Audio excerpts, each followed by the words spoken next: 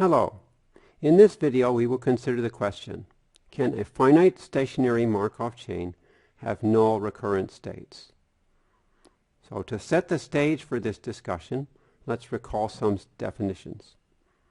A state J of a stationary Markov chain is recurrent if the probability of Tj is less than infinity is equal to 1. Recall that Tj is the return time starting in state J. So Tj is the time that the chain returns to J if the chain is started from J. This is a random variable. Each time you take a chain sequence, you will get a different value of Tj. But the probability of Tj is finite, is still 1. The return time is never infinite. A recurrent state J is positive recurrent if the expected return time is less than infinity. And a recurrent state J is null recurrent if the expected return time equals infinity. Now this seems a little bit strange. How can a random variable that's always finite have an infinite expected value? This is indeed possible, and there's an example in the following exercise. So we'll give an example in this exercise of a random variable which is always finite but still has infinite expected value. Now, the random variable is always finite, but it can take arbitrarily large values. So, in this case, we have a random variable x which takes values in the set 1, 2, 3, and so on. So, x can take arbitrarily large values. But we want to ensure that x is always finite and the expected value of x is infinity. Now, how do you specify a random variable? Well, the way you specify a random variable is you specify the probabilities of the different values attained by the random variable. Now in this case, the values are the positive integers. So if you specify the probability of each positive integer, you are specifying the random variable.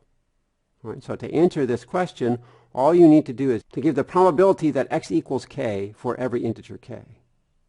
So you are to construct this random variable, you need to give probabilities for x that satisfy this condition, that x is finite with probability 1, and that x has infinite expected value.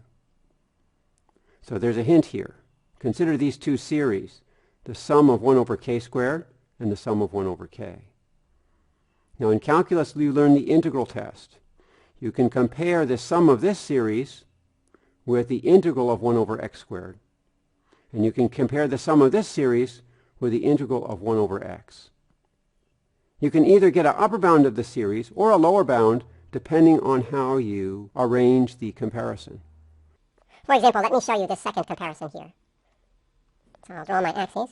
We have the function 1 over x. Here's x. My function 1 over x looks like this. If I take the values 1, 2, 3, then this will be 1, this will be 1/2, this will be 1/3. Now, let us consider this box here of height 1. Let me do a different color so it's clear. Here's a box of height 1. Here's a box of height 2. Here's a box of height 3. Right. Now the sum of the box areas, you can see it. The first box is going to have area 1 because it has height 1 and width 1. The second box has area 1/2 because it has height 1 and, has height 1/2 and width 1. The third box has area 1/3 and so on. Okay. So the sum of the boxes is 1 plus 1/2 plus 1/3, which in fact is this value here. The area under the curve from 1 to infinity is the integral from 1 to infinity of 1 over x dx. Now you can see that the area under the curve must be smaller than the area of the sum of the boxes because the curve is contained in the boxes.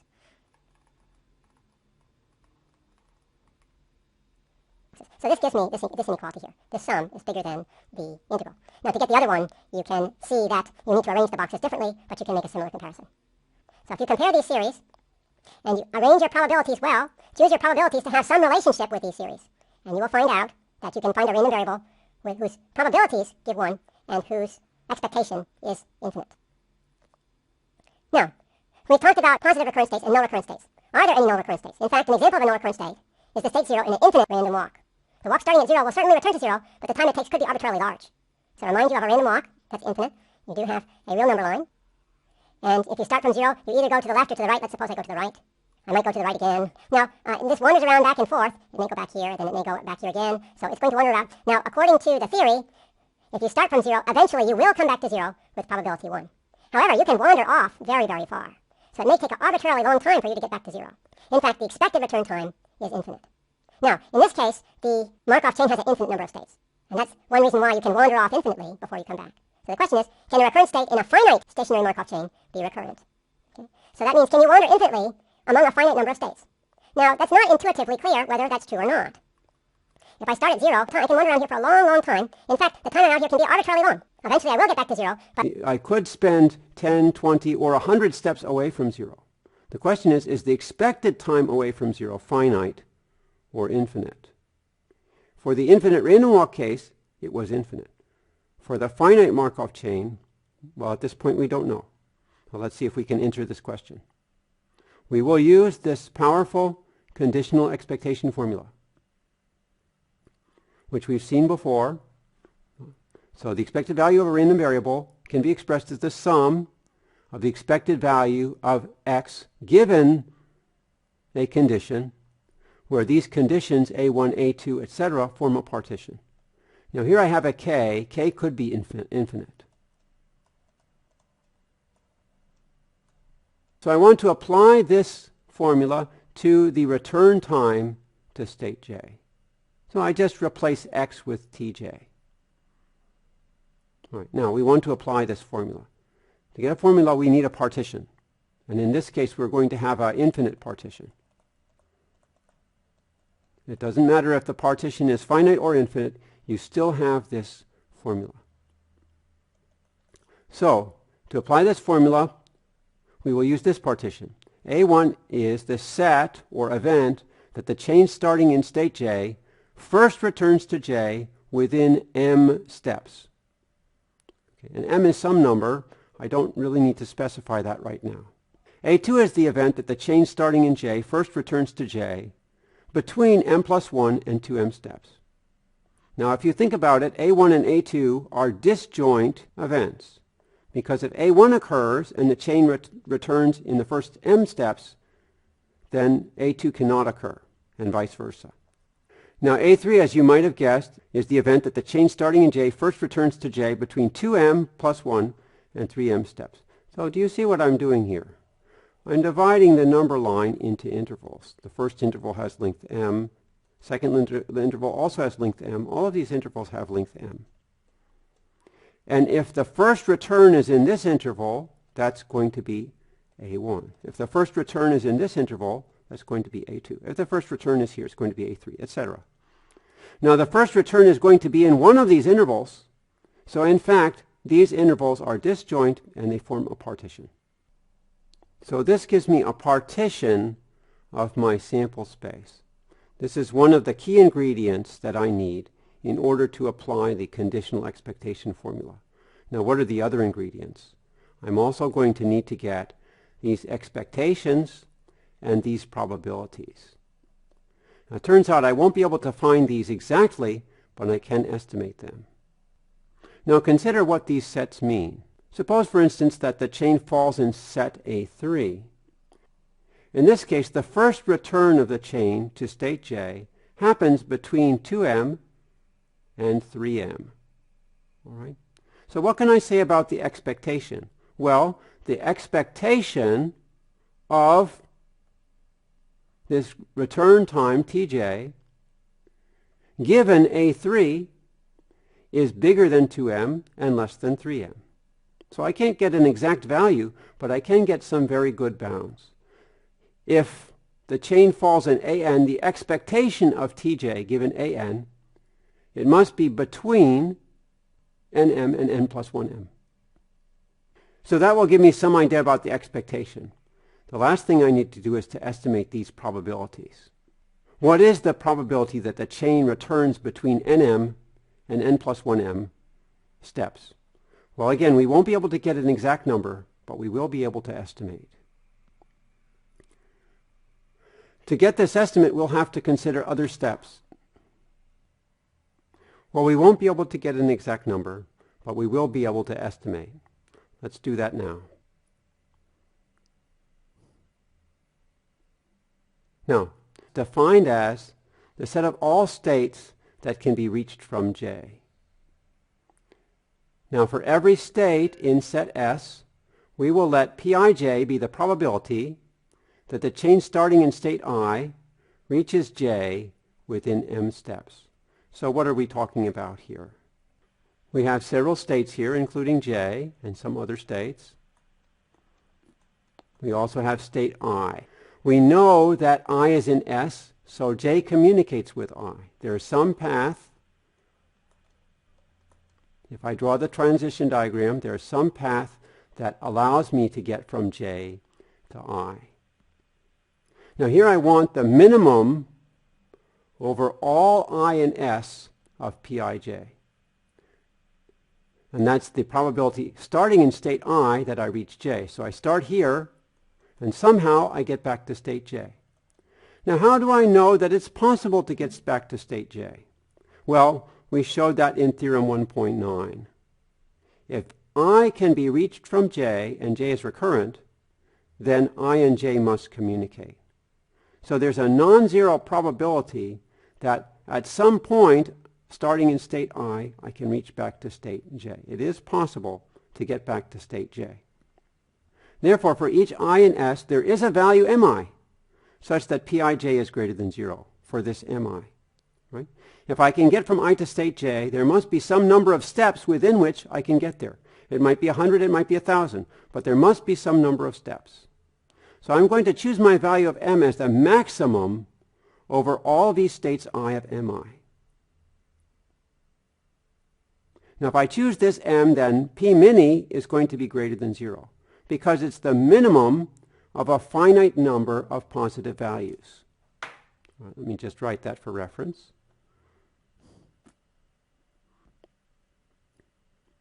All right, now let's use this definition to estimate the probability of the different sets in the partition.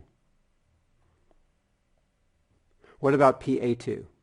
We may argue that PA2 is less than or equal to 1 minus PJJ.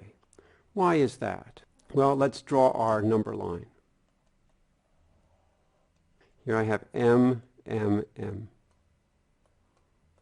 Okay, if I'm in A2, that means I return to J sometime here. But I did not return to J before that. So there's no return to J here. Now the probability of no return is 1 minus Pjj. So in order to return in this interval between m and 2m, so in order for my first return to be between m and 2m, I must not have returned in the first interval. So for A2 to happen, this no return must happen. So the probability that A2 has happened is less than or equal to the probability there's no return in the first interval. Now, what happens if my first return is in the next interval? Suppose my first return is here. This is the first return to J. Now what happened? It must not have returned here, and it must not have returned here. Now no return here has probability 1 minus Pjj. What about here? Well, at this point, I don't know where the chain is. The chain is in state I. Now, what's the probability of no return in this interval? So the probability of no return is always less than or equal to 1 minus P mini. Okay. Why is that? Because the probability of return is greater than or equal to P mini. So the probability of no return is less than or equal to 1 minus P mini.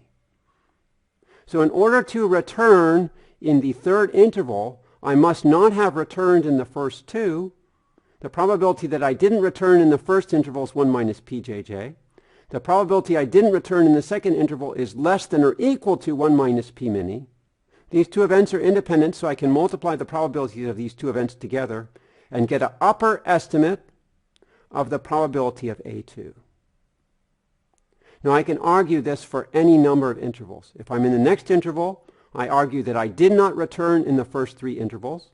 The probability I did not return in the first interval is 1 minus pjj. The probability I did not return in the second interval is less than or equal to 1 minus p min e. And the probability that I did not return in the third interval is 1 minus p min min e. So I can get this estimate for PA3. All right? Now, exercise. Give an inequality formula for PAN where n can be any positive integer. Next one. Show that the expectation of Tj given an is less than or equal to n plus 1. So what does this mean? The first return time to state j, starting from state j, given the event an, which we've described above, must be less than or equal to n plus 1. So in fact, you have all of the pieces now. You have the probabilities of the sets in the partition. You have an estimate of the expected values. And we just need to put those into our conditional expectation formula and get a formula for the expected value of Tj. So you'll get a formula something like this. So you want to give a value for the constant c. All right, now, the question is this sum finite or not? Notice the form of this sum. It's the index of the sum term times a number less than 1 to some power. So it's not quite a geometric series, but it's quite close to a geometric series. A geometric series would have this form, where you take the sum of powers of a number less than 1. But in fact, if you consider this sum expression, and you take the derivative with respect to q, well, in fact, you don't quite get this. What you get is something like this. You get n times qn, q to the n minus 1. But you can use this sum to evaluate this sum. What you do is you make a substitution. Everywhere you have n here, you replace it with n plus 1. Then this becomes a n plus 1, and then this becomes a n. And this sum would be from 2 to infinity. Okay, just to recap here, if I take this sum, and I take the derivative term by term, I get this sum, and then I make a substitution, replacing n with n plus 1, and I'll get this sum almost. Instead of n equals 1, I would have n equals 2. But you can use this fact, and you should know the sum of a geometric series. If you don't, please look it up. There's a very standard expression for the sum of this series. And then you can take the derivative, that will give you this sum, and then you can use that to find the value of this sum. So in the final exercise, you want to put everything together. Based on what you've proven above, show that there exists a positive number b, such the expected value of Tj is less than or equal to b, and give a value for b. Right? So since the expected value of Tj is less than some positive number, it's certainly true that the expected value of Tj is less than infinity. You have completed the proof. Congratulations.